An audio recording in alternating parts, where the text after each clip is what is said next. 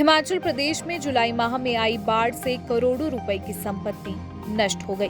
तो ऐसे में केंद्र सरकार के द्वारा भी 400 करोड़ रुपए की आर्थिक मदद प्रदेश को जारी की गई है। इसके अलावा केंद्रीय मंत्री नितिन गडकरी ने प्रदेश सरकार को भी आश्वासन दिया है कि आगामी समय में केंद्र सरकार प्रदेश की हर संभव मदद करेगी। लेकिन केंद्रीय मंत्री के इस दौरे के दौरान मंडी संसदीय क्षेत्र की सांसद प्रतिभा सिंह का गैर मौजूद रहना कुछ और ही बात कहता है।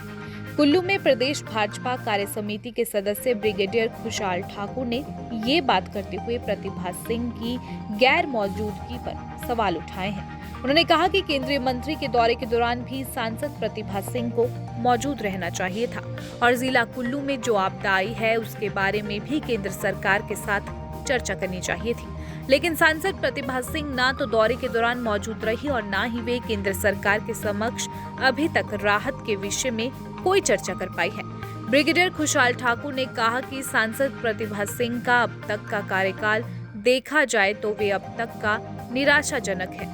अपने सांसद के कार्यकाल में वे हिमाचल प्रदेश के मुद्दों को लेकर भी संसद में कोई चर्चा नहीं कर पाई है। ऐसे में केंद्रीय मंत्री के दौरे के दौरान अगर वे खुद मौजूद रहती तो बात कुछ और ही होती और वे यहाँ की स्थिति के बारे में भी केंद्रीय मंत्री को अवगत करवा सकती थी।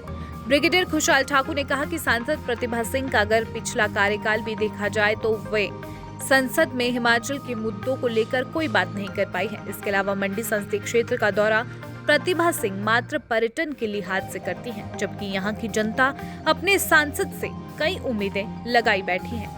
ऐसे में सांसद प्रतिभा सिंह अभी भी मंडी संसदीय क्षेत्र की आवाज केंद्र सरकार के समक्ष रखे ताकि वे अपने सांसद होने का फर्ज पूरा कर सकें। कि 400 करोड़ का एक राहत पैकेज उन्होंने हिमाचल के लोगों को दिया है और साथ में ये भी आश्वासन दिया है कि अगर और भी ज़रूरत पड़ेगी तो हर प्रकार से प्रदेश सरकार के साथ बिना राजनीति के भेदभाव के साथ हमेशा खड़े रहेंगे।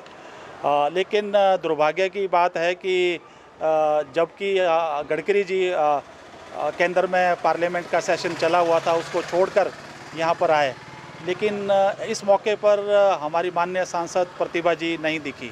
अच्छा होता वो भी साथ होती और लोगों की जो मुसीबतें हैं, संकट हैं, उसके बारे में केंद्रीय मंत्री जी को बताती और बाद में उसका फॉलोअप केंद्र में करती, लेकिन वो साथ नहीं थी इस संकट की घड़ी में, जो कि बड़े दुर्भाग्य की बात है। और वैसे भी उनका जो 21 महीने का कार्यकाल रहा है बड़ा निराशाजनक रहा है। चाहे आप विकास की तरफ देखिए या चाहे कोई बड़ी परियोजना देखिए, चाहे युवाओं के रोजगार के बारे में बात हो, पर्यटन के बारे में बात हो, जहां कुल्लू में अगर आप भूभू की जोत की बात हो और जो भी उपचुनाव में उन्होंने जो मुद्दे रखे थे उन सब की बात हो, आज वो भुला चुकी हैं और किसी भी मुद्दे पे कोई भी विकास नहीं हुआ है।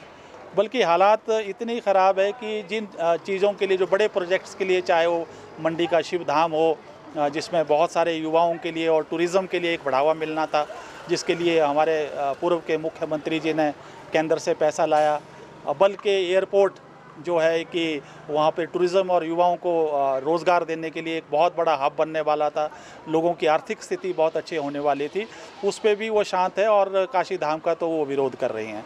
तो इस तरह से कोई बड़े उनके महत्व कारण नहीं है, बल्कि एक आप देखिए कि विकास में बड़े पीछे चले गए हैं, क्योंकि वो प्रदेशाध्यक्ष भी हैं और कांग्रेस में बहुत गुटबाजी है। आप देखिए वो मुख्यमंत्री बनने की चाहत में है, अपने बेटे को सेटल करने की चाहत में है और आपस में परस्पर तालमेल नहीं है। इस दौरान भी आप देखिए मुख्यमंत्री जी के साथ और पीडब्ल्यूडी मंत्री जी के साथ जो है वो यहाँ के पीडब्ल्यूडी सेक्रेटरी हैं वो साथ नहीं थे और जो ईएनसी पीडब्ल्यूडी थे वो साथ नहीं थे।